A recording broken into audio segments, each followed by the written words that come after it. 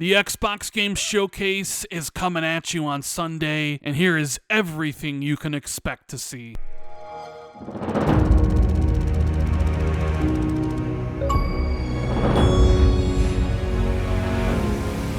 Yo, what is up? It is Randall Thor 19, the man with the million, back again. This time with a video trying to preview or predict the Xbox Game Showcase. So if this is interesting to you, make sure you hit the like button and please subscribe. We have the Xbox Game Showcase coming at you, not live, but live, kind of, a digital way on Sunday, June 11th. Supposed to be roughly 2 hours, like an hour and a half of the regular show, and then roughly 25-30 minutes of Starfield Direct. And I have a list of things here, some games, some new announcements that I want to go over to try to prepare you guys for what I think this year's Xbox Game Showcase is going to look like. I'm really excited for it. I think it's going to be one of Xbox's better shows in recent years. I know people are really getting their expectations quite high because of the lack of tempering from Aaron Greenberg. People are talking about how this could be an all-timer from Xbox, and well, maybe it could be, maybe it won't be. It's all going to depend on the type of games that are shown and what are shown from those games. So we know we're not getting any CGI announcements, at least from first party. Everything from first party is going to be either gameplay or in-engine footage or gameplay with cinematics. Keep that in mind, and I will talk about my predictions for Starfield after the show. So without further ado, let us dive straight in. And I figured we'd start from the least interesting stuff and work our way up to, well, the megatons, right? What's going to open and close the show. So we're going to start off really quickly with Microsoft's live service games. We know Microsoft loves their live services. They tend to show up every single event, even though a lot of fans don't want to see them. Like, I don't want to see them because it takes up space for other new announcements that could be shown instead. And I have picked 3 games here that Microsoft has shown in the recent past that will probably likely show up once again, with the first being Sea of Thieves Season 10, which is supposed to be dropping sometime in June. I mean, Sea of Thieves is a staple at these events ever since it was released in 2018, so it's a no-brainer here. Another live service game that is doing pretty well, 15 million players, is Grounded. They could easily have a new trailer showcasing new bosses and things like that. It's actually been at the last 2 Xbox shows, so I would expect it here. Now, the last live service game, because I am going out on a limb and saying Fallout 76 and Elder Scrolls Online will not be here, even though they might be, is we're actually going to get a return of Halo Infinite. We haven't seen it at an Xbox show since 2021, I believe, and Season 4 is releasing, I want to say, on June 20th, and this event takes place on June 11th. So I think we will see a very quick trailer of Halo Infinite Season 4, Infection, and the new maps. I do not believe we will see anything from Certain Infinity regarding their BR mode, Project Tatanka, or anything like that. This will be strictly a trailer for Halo Infinite Season 4. Now we are going to move on to the third-party section and indies. We know indies are going to make up a good portion of the show. I went back and watched the 2022 show and 2021, and Microsoft revealed about 32 games, with a lot of them being third-party and indies. So we know that they're going to be at this show. Now, usually the bigger AAA ones, like the Resident Evils and things like that, will be at PlayStation show because Microsoft likes to focus their entire event around Xbox Game Pass.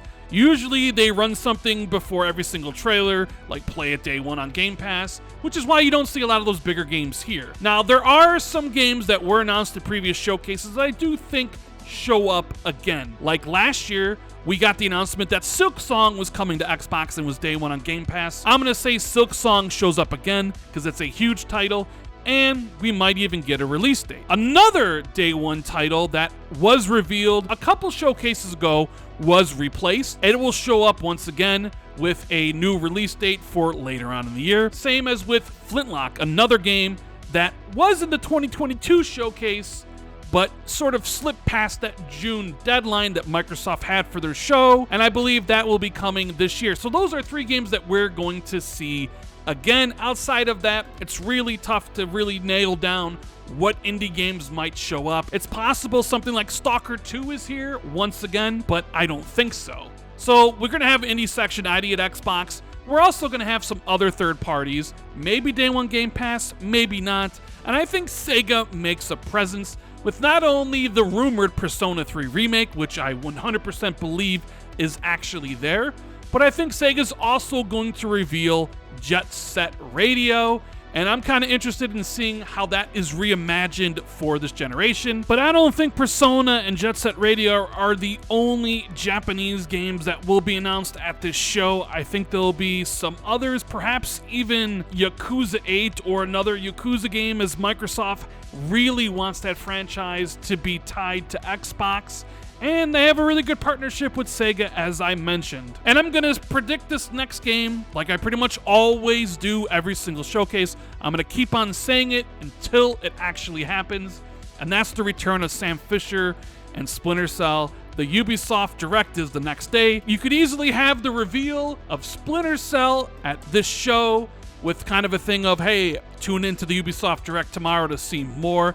I really hope that happens, but it probably won't. It's always incredibly difficult to try to pick out what third-party games are going to be at a showcase like this, but I do have one more for fans of the Xbox One generation, for fans of a launch title that everybody wanted a sequel to, and this probably won't happen, but it sure would be hype if it did, and that is Crytek showing off Rise 2. And we finally get the sequel for a game that we should have gotten last generation. All right, so with all the live service stuff and third parties and indies out of the way, let's get to the core group of Xbox's first party and partnerships that are going to be at the show. And we're going to start off at the very beginning.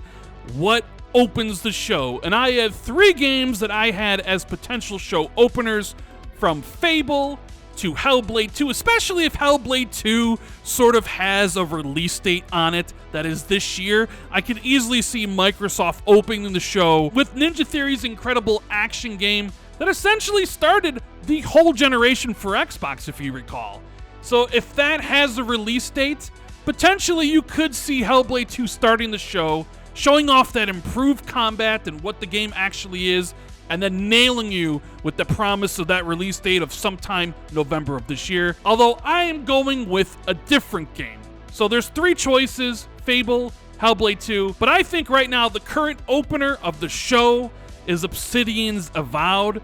You know, Obsidian's essentially been carrying Xbox on their back alongside with Bethesda this generation with the release of Pentiment as well as Grounded, but everybody's waiting for their first kind of big AAA game in quite some time, and we haven't seen Avowed since 2020. They've been quiet, and I think Microsoft wants to wow people off the bat, so we're going to have an Avowed gameplay demonstration, not an engine. It's going to be gameplay with perhaps some cinematics, and it's just going to end with the year 2024. Now, the rest of the games, as I list them, aren't in any specific order outside of what opens the show Avowed and what I think will end the show. So next up, we have a shoo-in. We have Forza Motorsport. They already said it's going to be at the extended showcase, talking about and showing off that single player that they have for this title. But I do think it shows up here once again, not like with the 8-minute demo they showcased last year, but with a shorter 2-minute demo that gives us a look at some of the ray tracing on track and a release date of October, I don't know, say 12th later this year. And one of the things that Microsoft is going to do because of what happened with Redfall is clearly label all their trailers about whether or not it's in-game, whether or not it's cinematics, and where it was captured. If it was captured on PC with Xbox settings, it'll say that. If it was captured on Xbox, it will say that. So next up, we have a brand new announcement of the game that has been teased and talked about for quite some time. Project Midnight from Compulsion. It's a game they've been working on since they finished We Happy Few, and I do think we get an announcement of this game simply because I feel like it's time. It's going to be coming out in the next 2 years, but mostly because they recently hired a community manager, and I don't really see a reason to hire a community manager unless you're about to announce a new game because you need someone to manage your community. So I think we will finally see what Compulsion is working on. And these next two games I'm not really interested in. In fact, I didn't even want to include them, but Microsoft is making that sort of PC push with RTSs. So I do think, even though Age of Empires 4 released on PC in 2021, we already know it's coming to console later this year. So I think we will get a short trailer for Age of Empires 4, basically saying it's going to launch at the anniversary of the game 2 years ago. So it will launch at the end of October. And then we have the 4X game that was revealed last year. I also think will show up again because Microsoft is really all about PC these days. And we will see another trailer for Aura History Untold with maybe a mention of how you can sign up to beta test it, and I think it will be dated for 2024. Now, personally, I wouldn't include those two games, but Microsoft does have a lot of diverse content, and they're going to want to show it off. But then we get to the game I'm probably most excited to see, my most anticipated game from Xbox first party, and that is a gameplay demonstration of Hellblade 2. We're finally going to see what the combat looks like. We're going to see what the world looks like and what type of game it is, and it's going to have a release date. Now, I've been 50-50 all year whether or not Hellblade 2 is going to launch this fall or whether or not Hellblade 2 is going to launch early next year. Jess Corden, my co-host on the Xbox 2 podcast, says he thinks it's coming this year, which I want to be true 100%, but I am going to be a little bit more pessimistic, and I am going to say that they revealed this trailer with gameplay, and they say March of 2024. Then we have another brand new announcement of a brand new IP, this time from Xbox Global Publishing, and that is the rumored Project Belfry from Stoic, the makers of Banner Saga. Their new title, which I believe is called The Wandering Tower. We will see a gameplay demonstration of this with maybe some cinematics, finally get a chance to see what exactly this game is, as some of the early reports have it being like a Castle Crashers type experience. But either way, we're going to see it, and it's going to be launching sometime during the summer of 2024. And even though for a long time I thought that Bethesda wouldn't show up here, I think they do show up without Elder Scrolls Online and Fallout 76, I hope, because I do believe they have a couple announcements they want to drop. One of them being the surprise, although not much of a surprise anymore because the Steam achievements leaked, but we are going to get an expansion for Hi-Fi Rush that'll show up here. One of the biggest surprises and best surprises of 2023, unless, of course, Microsoft decides to give this to the Keeleys, and then they could have something else. Like, I would love it if Microsoft would hand off their live service announcements to the Keeleys or some of these other things, but maybe Keeley doesn't want them and Xbox would rather have them in their own shows. I guess I'm a bit biased because I want to see new announcements. I don't want to see these older games. So I think a Hi-Fi Rush announcement with an expansion is likely, and also a trailer in-game engine finally for Indiana Jones by Machine Games. Kind of a little synergy going on here with the movie, which is also supposed to be coming out in June. I know a lot of people are expecting a Wolfenstein 3 announcement actually also launching this year, but I think they put Wolfenstein 3 on hold to get to and finish Indiana Jones, and I think we see it this year, although it won't have a date. Staying with Bethesda, we will get one announcement about Fallout. And no, it's not going to be the end of the show closing with a Fallout New Vegas from Obsidian. No, it won't be an announcement of Fallout 5 from Bethesda. But I believe we will get a shadow drop of Fallout 4 next-gen version, the update that they promised would come to free to owners of Fallout 4, so you can play that game at 4K 60. It'll be one of those things where you can play the game right now, and when the Fallout TV show comes out later in the year, there will be a Fallout game for people to enjoy. Now, this next one is interesting because originally I didn't think it was going to be announced at the show. I had another game that I thought was going to be here, which I removed because I just had a gut feeling. I removed Contraband. I basically thought all year it would show up at the show. We would see gameplay and they dated for 2024. But something tells me that we're not going to see it. And instead, I went with a brand new announcement of In Exile's Project Cobalt, which is supposed to be a steampunk first-person shooter RPG. And I'm really interested in seeing what they can do with that bigger budget. So Contraband, not this year.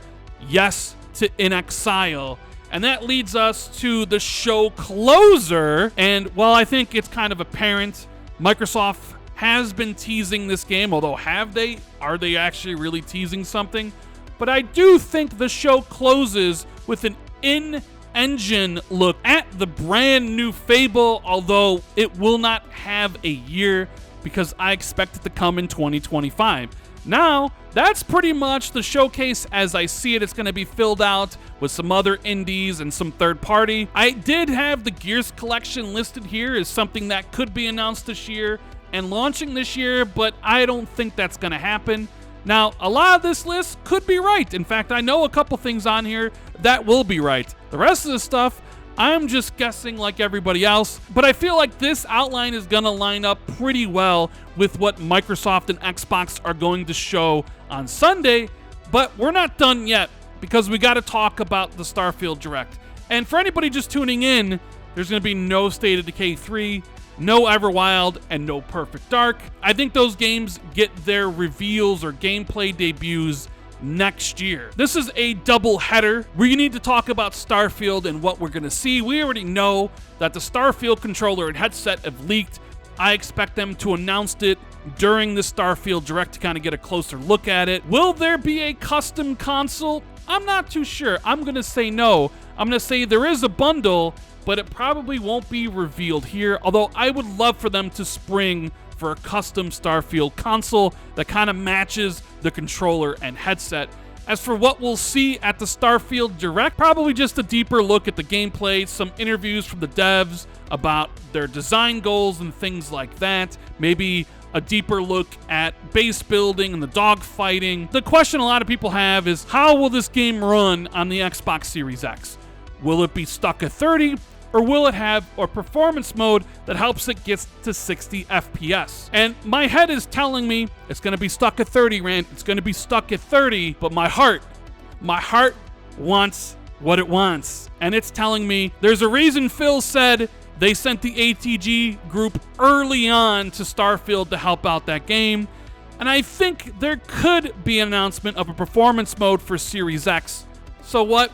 I'm going to go with my heart this time instead of my brain, and Todd Howard's going to have a smile on his face when he announces that Starfield is going to have a performance mode on the Xbox Series X. Well, that's pretty much a look at what I expect to see at the Xbox Game Showcase. I think it's going to be a pretty damn good one.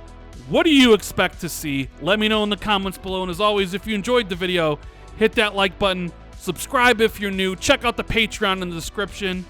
I'll see you in the next video. Love ya. Later.